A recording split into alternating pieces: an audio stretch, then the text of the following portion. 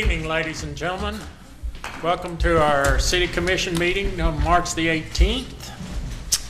I'd also like to welcome our viewing audience and each one of you that are here and say welcome to the house that the people who spent their money in Shawnee paid for. Thank you for doing that. I'd like to call it to order. Call a roll, please. Stevens. Here. Agee. Here. Herod. Here. Maynard. Here. Hall. Here. Winteringer. Smith. We have a quorum. We have a quorum, so let's proceed. At this time, I'd like to ask Reverend Ray Belford from the First Christian Church to come up and give us our invocations. Stand if you're able, please. Let us pray. God, we come to you to seek your blessings upon this meeting this evening. God, we also give you thanks for this community and for all those who serve. We pray, God, that you will have your hand guiding the actions that are taken this evening and help everyone to check their egos at the door and help each to understand that not a single person has all of the answers, let alone all of the right answers. But the best decisions are made when minds are open and all are heard. We ask these things in the name of your Son, Jesus Christ. Amen. Commissioner Herrick, would you lead us in the flag salute, please? At the station, pledge. I pledge allegiance to the flag of the United States of America and to the republic for which it stands, one nation, under God, indivisible, with liberty and justice for all.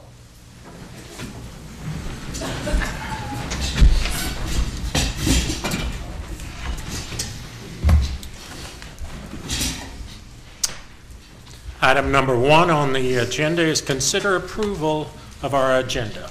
Chair will entertain a motion. So moved. Commissioner Herrick, second by Commissioner Hall. Call a roll, please. Herod. Aye. Hall. Here. Aye. Stevens. Aye. Agee. Aye. Maynard. Aye. Motion carries. Item number 2, consider approval of the consent agenda. So moved. Commissioner Hall. Motion. Second by Commissioner Herrick. Call a roll, please. Hall. Aye. Herod. Aye. Maynard. Aye. Stevens. Aye. Agee. Aye. Motion carries.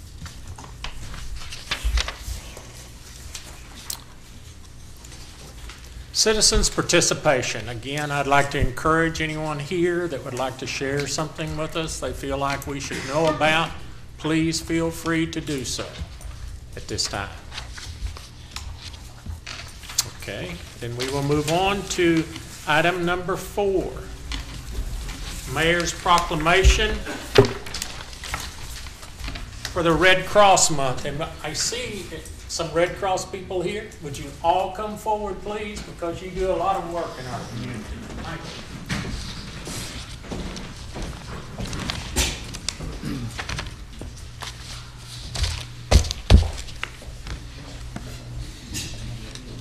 I need to stand over here by this mic, but that's fine. Aren't you in the Red Cross? Yes, sir. Get up here.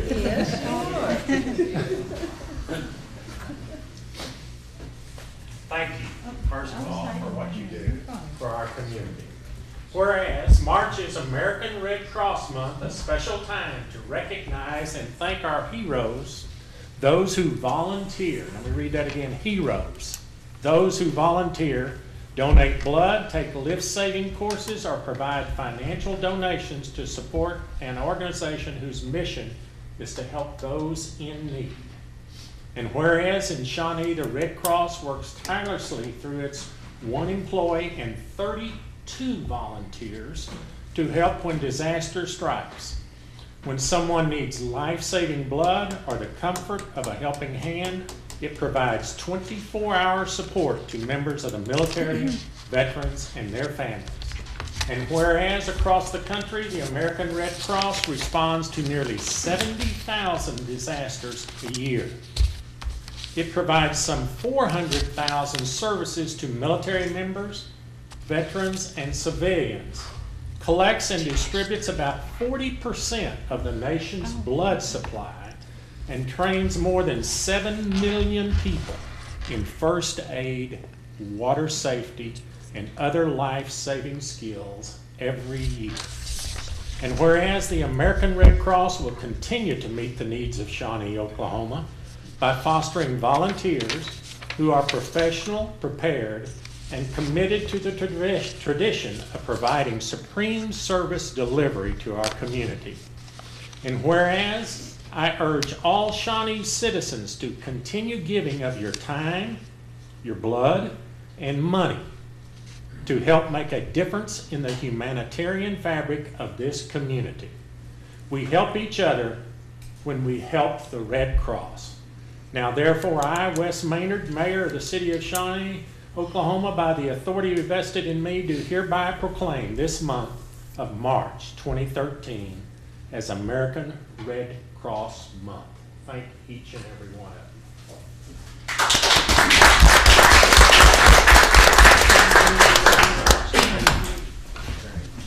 Thank you.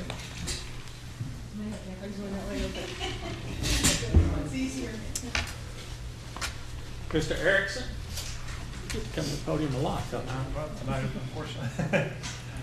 This is a proclamation declaring April 2013 as Fair Housing Month in the City of Shawnee. Pursuant to the authority granted to me as Mayor of the City of Shawnee, I do hereby proclaim the month of April 2013 as Fair Housing Month and decree that all citizens affirm to follow the concepts, practices, and intent embodied by the laws of the United States of America, the state of Oklahoma, and the City of Shawnee. The City of Shawnee has adopted a fair housing ordinance and has designated the month of April as Fair Housing Month and encourages each citizen to implement the provisions of those acts. The City Commission has further designated the City Clerk as the Fair Housing Activities Coordinator and request that any person or group of persons planning activities promote fair housing to inform the Fair Housing Activities Coordinator of said activities. It is the desire of the City of Shawnee to recognize those persons or groups who best create an awareness of the need for fair housing practices or otherwise promotes fair housing practices. Now, therefore, I, Wes Maynard, by the virtue of the authority vested in me as Mayor of the City of Shawnee, Oklahoma, do hereby proclaim the month of April 2013 as Fair Housing Month in the City of Shawnee, Oklahoma, and urge all citizens to join us in recognizing fair housing and the importance it serves to our community. Justin, thank you, sir. You should have been up there.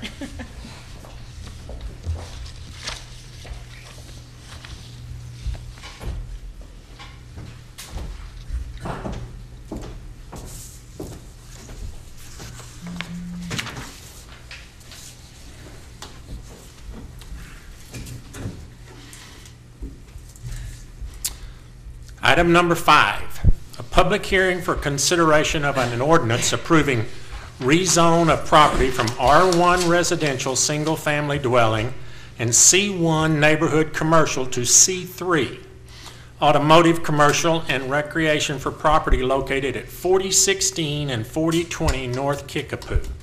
This was deferred from our January the 7th commission meeting. How about a staff report, please, sir?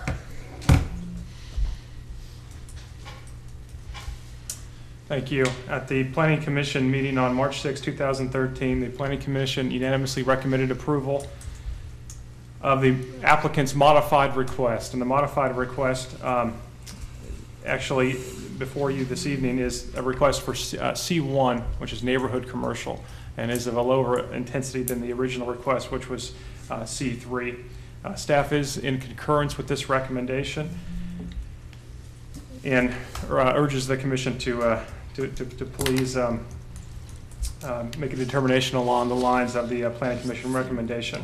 As initially proposed, there was some controversy and some lengthy discussion at the Planning Commission regarding the C3 use, and at the time there was a proposed fast food restaurant that was going to be located there, and the drive-through and window in particular with an audible sound was of particular concerns to the neighboring properties to the west. And the C1 zoning district does not permit for fast food restaurants without a conditional use permit. And so approval of this modified request would not allow such a use without an additional hearing and decision-making process. The applicant has also revised their plans for the property. It's my understanding that what is now proposed there is not a high-intensity commercial use, but rather some type of professional medical office. And so with that, I'd be happy to answer any questions that you have. But again, just to clarify, because your agenda may say something different, but the request before you submitted from the Planning Commission is to rezone 4020 North Kickapoo to C1 commercial. The property immediately south, 4016, which is part of the initial request, is already zoned C1, and so it would be consistent. Are there any questions? Did I miss your recommendation? What are you? My recommendation is C1 as well. Okay. Do you have any questions to Justin on this, anyone? That's an attorney's office there now, isn't it? Yes, sir. Yes, sir. Okay, sir. Thank you. I don't think we have any more questions. Thank you. At this time, I'll open a public hearing. And for all those in favor, please come forward and speak. In favor of it? Okay, for all those opposed, it's your time to come up and speak. If not, I will close the public hearing. Any further discussion on the commission members? If not, then would you, our attorney, read approve the we have a planning- vote on after it, or? Planning Commission's recommendation. Okay, A second. motion and a second. Okay, read it, please. An ordinance concerning the She zoning said- classification of the following described property located within the corporate limits of the city of Shawnee, Oklahoma, to wit, Lot 5, Block 2, College View addition to the city of Shawnee, Pottawatomie County, Oklahoma, according to the recorded plat thereof, rezoning said property from R1 Single Family Residential to C1 Neighborhood Commercial, and amending the official zoning map of the city of Shawnee accordingly. Do we need to vote again on that? Yes. I think so. We've got a first and a second. That's I need what I to call thought. roll. Call a roll, please. Harrod, Aye. Hall, Aye. Stevens, Aye. AG. Aye. Maynard. Aye. Motion carries. Motion carries, okay. Item number 6, public hearing for consideration of an ordinance approving rezone of property from A1 Agriculture to RE Rural Estates for property located at 18901 Brangus Road. How about a staff report, please, sir? How far is that inside the city limits? That is actually just on the far southern extremes. City limits is immediately adjacent. Case PO 313 involves a request from Mr. Crossley to rezone approximately 5 acres to R1 residential. It is currently zoned A1 agricultural, and the applicant proposes to divide the property into 3 lots of approximately 1.6 to 1.7 acres each for residential purposes. As Mr. Harrod mentioned, the property is on the far southeastern extent of city limits, and surrounding property to the west and south is actually outside of city limits. To the north and east of the property is agricultural land, actually also owned by the applicant. The applicant intends to keep that adjacent property into larger tracts and utilize those for either agricultural or residential purposes. Planning Commission on March 6th unanimously recommended approval, and staff does also recommend approval. Are there any questions? Okay, Thank you, sir. more questions? Okay, at this time, I will open the public hearing and ask for those in favor of this to come forward if they would like to speak. State your name and please sign in and speak into that microphone real clearly. I'm Joseph Crossley, and we're asking to rezone this 5 acres into smaller lots, one of which I want to build a house for myself on. This land has been in my family since 1891. Oh my gosh. And we have all the rest, it's actually 40 acres, but just 5 we want to rezone. And it's all, the rest of it is up for sale. And I'm in favor of it, actually, because I will have to move out there into my hopefully last home. Okay. Any questions to me? Anybody have any questions? No, thank you very much. Now, someone that's opposed to this like to come forward and speak? Okay, then I will close the public hearing. Any more discussion among the commission members or anything? Then, Mr. Harrod, we will entertain a motion, and at this time, we'll get that order right then, okay? Anybody? I'll make the motion. Have a motion, We okay. approve the planning commission's recommendation for rezoning. Okay, sir. Second. We have a second by Mr. Harrod. Would you read the title, please, ma'am? An ordinance concerning the zoning classification of the following described property located within the corporate limits of the city of Shawnee, Oklahoma, to wit, a tract of land described as beginning at the southwest corner of the south half of the southwest quarter of the southwest quarter of section 34, township 10 north, range 4 east.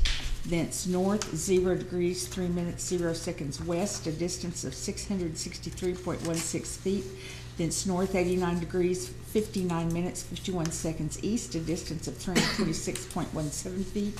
Thence south 0 degrees 0 minutes 34 seconds east, 662.93 feet. Thence south 89 degrees 57 minutes 22 seconds west, a distance of 325.71 feet to the point of beginning. According to the recorded plat thereof, rezoning said property from A1 agricultural to RE rural estates and amending the official zoning map of the city of Shawnee accordingly. We have a motion and a second. Would you call the roll, please? Hall, Aye. Harrod, Aye. Maynard, Aye. Stevens, Aye. Agee. Aye. Motion carries. I do want to go a little bit off the agenda and just ask you a question. You said it's been in your family since 1891? Yes, it was. I wonder, we probably don't have a lot of people in the city limits that have property that's been in their family since 18. That's quite an accomplishment, sir. That's really outstanding. I know you're proud of that. Well, thank you. Good luck. 18, man, that's a long time. Item number 7, consideration of approval of a preliminary plat for Chris's Addition located on East Bradley Street to the west of Lantana Court. A staff report, please. My report will actually cover agenda items 7 and 8, and there's a combined staff report in your packet. This particular request is for preliminary and final plat approval for Chris's Addition to the city of Shawnee. The property is already zoned R1, which does permit for single-family residential on lots with a minimum lot size of 6,000 square feet or larger. The applicant has approximately 1.15 acres that's subject to this request. In review, the applicant has met the plating requirements of the city of Shawnee as well as the engineering requirements. The property is immediately south of the Windmill Ridge residential subdivision, and it's also adjacent to the Primrose development immediately to the north.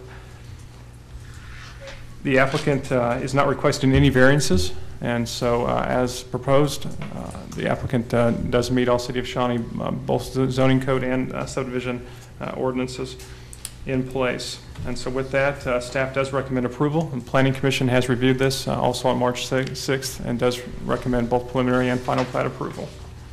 I'd be happy to answer any questions that you have. Any questions? Now, any questions on the next one too, since he's given the report on both of them, I believe. We can let you sit down then after it doesn't look like there's a lot of questions. So thank you very much, Mr. Erickson. Discussion. The chair would entertain a motion. You got a question? Yes. Can we combine both of those? 2 motions, please. 2 motions. Motion on number 7, please. So moved. I have a motion by Commissioner Harrod. Do I have a second? I'll second. Commissioner Agee, a second. Call a roll, please. Harrod. Aye. Agee. Aye. Stevens. Aye. Maynard. Aye. Hall. Aye. Motion carries. Item number 8 is consideration of approval of a final plat for Chris Addition located on East Bradley Street to the west of Lantana Court. And we already have a staff report. Any discussion on that matter? Okay, the chair will entertain a motion. I move we accept the plat. Commissioner Hall made the motion. Do we have a second? I'll second. Commissioner Agee, second. Somebody else needs to work, huh? Call a roll, please. Hall. Aye. Agee. Aye. Harrod. Aye. Maynard. Aye. Stevens. Aye. Motion carries. Item number 9, discussion, consideration, and possible action on an ordinance adopting the statewide minimum building codes. And if you wouldn't mind, Mr. Erickson, back up here, please, sir, and tell us a little bit about The this. last time you have to hear from me tonight, I promise. In your packet in regards to this item is a fairly lengthy set of documents, including a staff memorandum, some information from the State Uniform Building Code Commission, and then about a 10-page ordinance. And I just want to spend some time discussing this and talking about what this ordinance would do in effect. But recently, approximately 2 years ago, the state of Oklahoma began a process. Actually, the process was begun a little bit longer than 2 years ago, but it's been particularly active the last 2 years, reviewing and adopting statewide minimum building codes. And as of July 15, 2011, the state adopted the International Residential Code 2009 edition, and then just last November of 2012, a variety of other minimum code standards were adopted, that being the 2009 edition. These include the International Building Code, International Existing Building Code, Fire Code, Fuel Gas Code, Mechanical Code, Plumbing Code, and Electrical Code, which is actually the 2011 edition. And in doing so, the state of Oklahoma followed what the majority of states do across the country, which is set a statewide minimum standard, and then local jurisdictions can then adopt a more stringent standard if they so choose. The ordinance before you this evening does nothing but adopt the statewide minimum codes. So we are not asking, staff is not asking this time to have anything more stringent than the state, but simply the rules that apply statewide. And these rules do apply statewide even in unincorporated portions of Potawatomi County or any county for that matter. I want to talk a little bit about what we've done in terms of outreach and then the effective date of the ordinance. Last year in May of 2012, we held a half-day workshop here at City Hall for the building community to help them get acquainted with the new code and discuss some of their both the fears and also the opportunities inherent in the new code. And we had a speaker come in from Oklahoma City for that. Just last week, actually, we also attended the Shawnee Home Builders Association meeting and provided some additional training. And then the ordinance, as written, actually has a 60 days before it takes effect. And that is so that anybody that's working on current projects or designs has enough time to finish them and submit them before should they choose to be vested under the old code. And so I think that is also very fair to the local building community. But again, for approximately the last 2 years, everyone has known that these are coming to fruition, and most communities in the metropolitan area, as of late 2012 or early 2013, have adopted the revised codes in conformance with the state. And so with that, I do also recommend that you adopt the attached ordinance. Also wanted to note that one of the reasons why it's a lengthy ordinance, if you look through here, you'll see that there's a number of sections that are actually deleted, and that's because we're currently under for the most part, the 2003 code series. And what we have done previously is adopted a code series and then adopted a variety of amendments that either modify or add to those requirements. And with the adoption of statewide minimum codes, we're able to remove a lot of that and just go by the base code. And so one thing nice about this for the building community is that it eliminates a lot of the additional standards that we had, and it's consistent. So whether or not they're working in the city of Tecumseh or the city of Midwest City, they know the rules of play and what we're going on here in Shawnee. And so I would say overall, I believe it's a fair statement to say that the building community's been supportive of the statewide minimum code project, and we're looking forward to having these adopted. And I would also say that the code series tend to be modified every 3 years. So there's a 2009 series, there's a 2012 series. It looks like this will be the statewide minimum codes for at least a period of 3 to 5 years. I don't think they'll be looking at changing these until sometime after the 2015 series comes out, which realistically would probably be, by the time you actually adopt it, it would probably be several years down the road. So these codes will probably be in effect for the next 3 to 5 years minimum. So if we approve it tonight, after 60 days, then anybody applies for a new permit is when it goes into effect on those new permits? Yes, sir.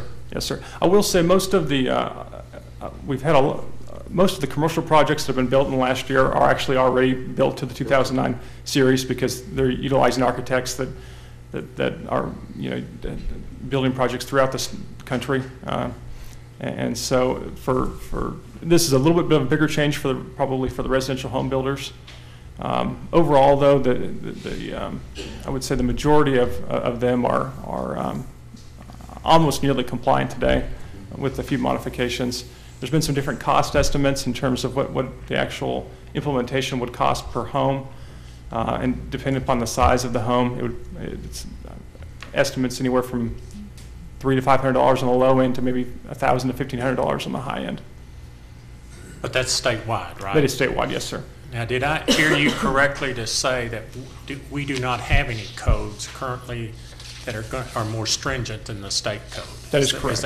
So people that want to come down from Oklahoma City or other cities should be used to this code pretty soon, right? Yes, sir. That it's a state code, not something weird that the city of Shawnee is doing, right? That is absolutely correct. Okay.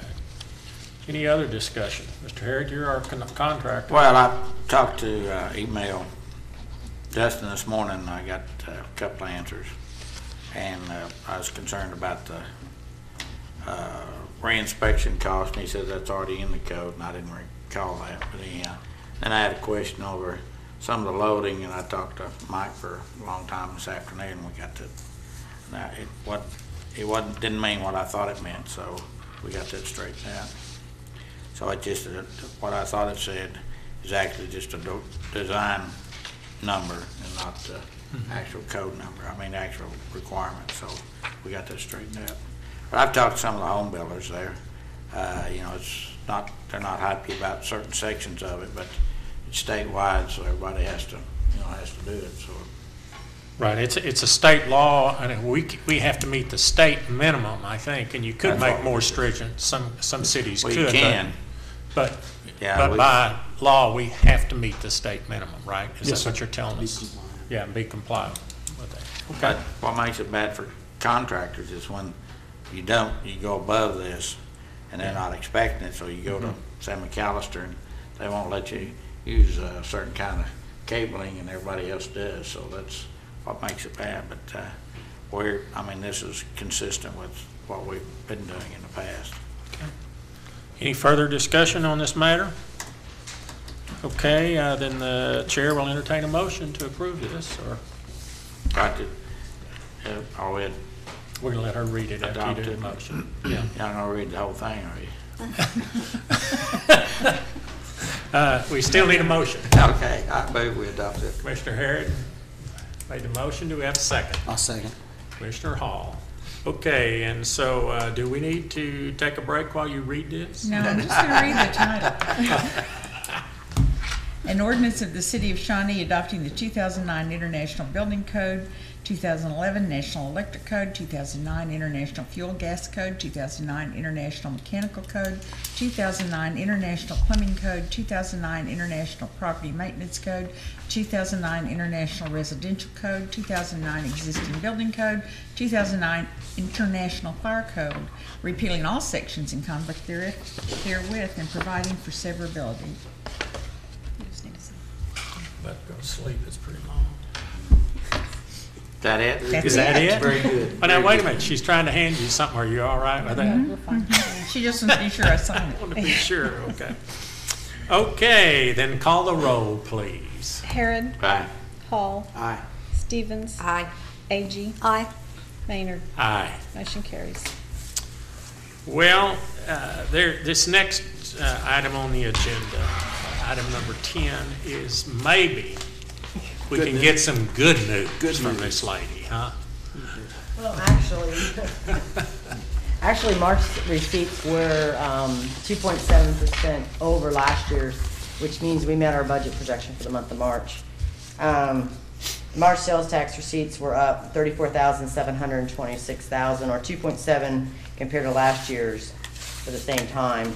We received $1,291,532 this month. So, but overall for the year, we're up 3.6%. But we have to remember that was a one-time thing last year, so that helped us meet our budget. Last month, you mean? Yeah, last month for the sale of the Right. transfer of the assets. If we took that out, just a rough estimate, would we be flat? Yeah, Okay. maybe even a little bit below budget. I don't know if you can speak to this, but I thought I read in the paper that the state of Oklahoma's revenue was way down. Is that, the state versus, you think that was oil and gas, or do you think? For the month, the somehow sales tax receipts generally for the state between the time period of January 15th to February 15th are a little low, but I think as a whole, the state's budget numbers are actually up for the year. Okay. Well, thank you, and thank you to the citizens of Shawnee and their guests that come here and spend the money. We need to be up next month too, so that there's not any question about that. So, item number 11, discussion of a red cedar tree eradication around Shawnee Twin Lakes. And I think Commissioner Agee, you you can lead this discussion and help us down this path. Okay. You probably have noticed that there's been a lot in the news lately about Oklahoma County working with Oklahoma City and some of the other cities to what they call eradicate the encroachment of red cedars across the landscape throughout the state of Oklahoma. Actually, there's 3 bills, one that's already passed addressing this. There's one that has, or a couple that have passed out of the House that are now in the Senate addressing this issue. And there are several reasons why this is a statewide issue. It doesn't all have to do with watersheds. A lot of it is fire danger, and the spread of these trees encroaches on wildlife habitat. It destroys rangeland and pasture land, causes allergens. I mean, there's a whole host of reasons why the state has decided to address this issue and try to help the cities and counties do something about it. So I wanted to bring it to the City Commission for discussion, bring up some of the points that I have discovered in doing a little bit of research on this, and it's still very preliminary, very much in the early stages. There are a lot of red cedars around Shawnee Twin Lakes. If you've driven out there, you've probably seen this. And this is something that has happened over the years. The leaseholds themselves, the developed lots, is not a real big problem, but there's about 90 public use lots around the lake. And in addition to the land that directly adjoins the lake, there's a lot of land in that area that is owned by the City of Shawnee and also by private homeowners that is just almost 100% covered with red cedars.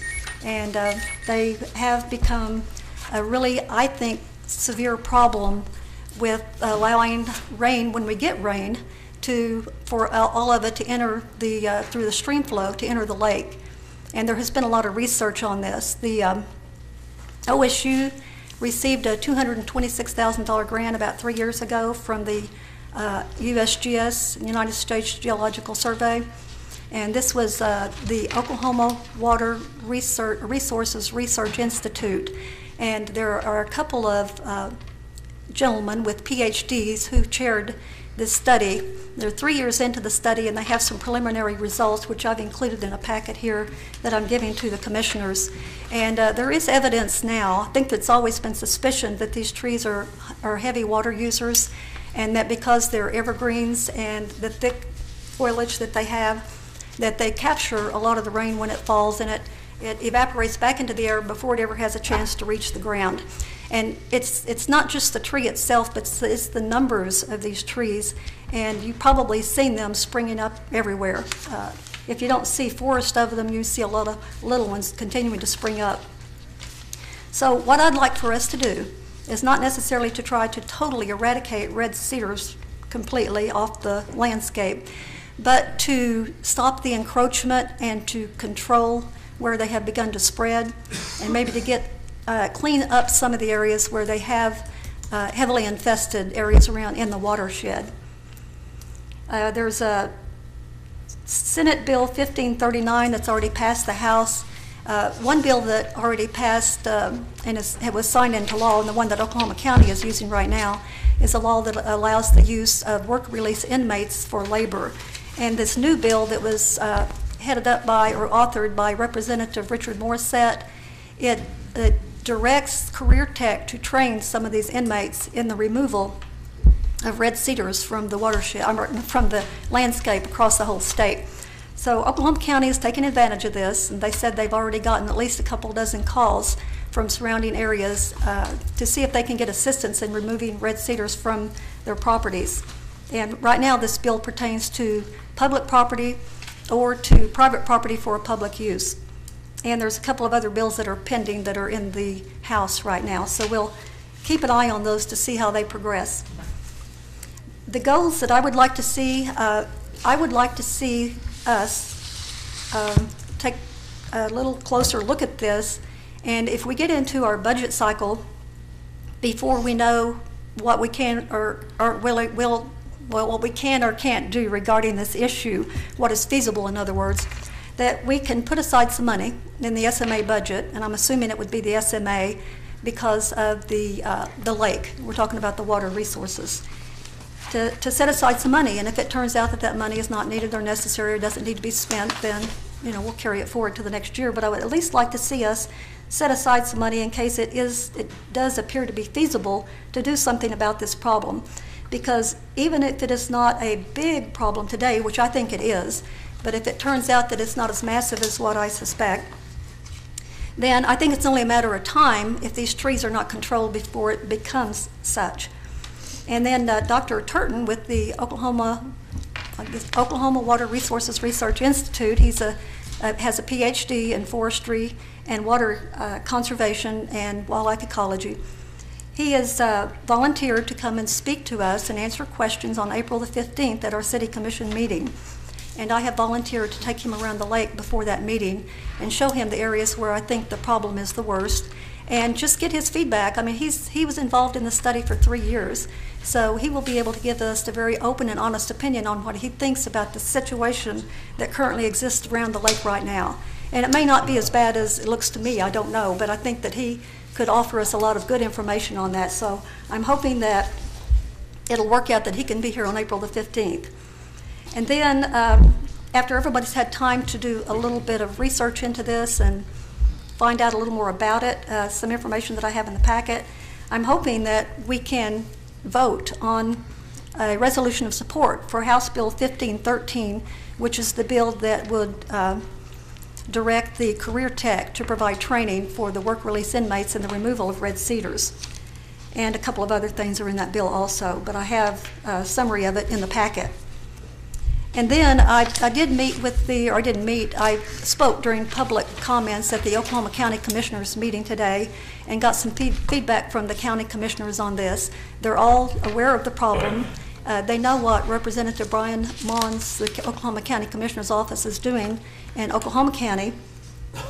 And they are very willing to do some research into this and get back with us and let us know if there's some way that they can work together with us to address this problem. Because even though the city's problem is primarily around the Shawnee Twin Lakes, this is a countywide or statewide problem. So they're willing to look into this also. And based on what they can find out after they do their research, then I'm hoping we can work together to come up with a plan to address this issue if it turns out that the situation is bad enough that we need to do that. So I'll be quiet now and let somebody else talk. So how many, you mentioned that they use a lot of subsoil water. there's different numbers on that, and I'm sure Dr. Turton could address that. I've heard anywhere from 30 to 50 gallons per day. But again, you can't have a tree soaking up 30 gallons of water a day and not getting just unbelievably huge. So there is what they call evapotranspiration. In other words, they take the water in and a lot of it evaporates into the air. But one of the problems that I read about, and it's just one of many, is that because these are evergreens, that they, more so than other deciduous trees, they take up this water year-round. And also because of their foliage, when the rain does fall, I guess if it's not a heavy rain, then they hold that water on their leaves and it evaporates into the air and never has a chance to reach the ground.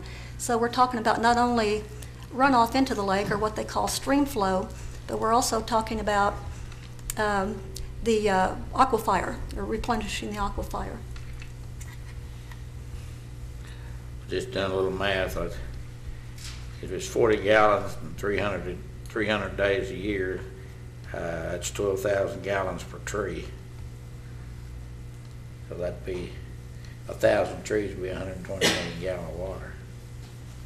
It doesn't reach potentially it wouldn't leach Well, the lake. cut that in half. Say it's not that. Say it's just 25. I mean, cut it back down. It's still a lot, isn't it? I'd be interested in hearing what he had to say and whether it's a worthwhile cause or not. Yeah, I just don't know how much money is it going to cost. Where does it fit in our priorities? I mean, that's up to, and there's a lot of things factor in how much water is going to run off. Right. Cedar trees, no doubt. I don't like them because of the fire hazard. Right. But costs a lot of money to remove trees also, unless you can get some cheap labor. One of Well- the things, excuse me. Oh, I'm sorry, go ahead. No, one of the things, I was at a meeting, and I don't know if this is correct for sure, but the fellow made a statement that on the cedar trees, you just have to cut them off, and they will not grow back. They die.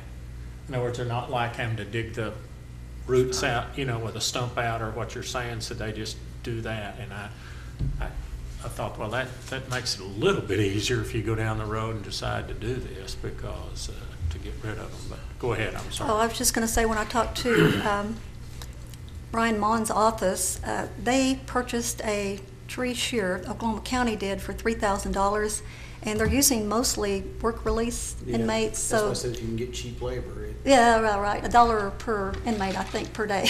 You can't get any cheaper labor than that.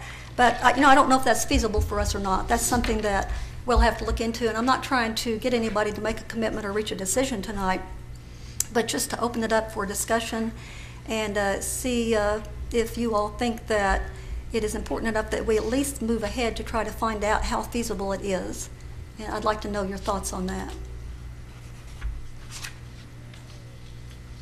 Well, I agree. It's a big problem, and I think that we need to know, what our options are and what the costs are and how will it fall into our priorities. Mm-hmm. I'm agreeable for that, if that's what you're asking, Linda. Right.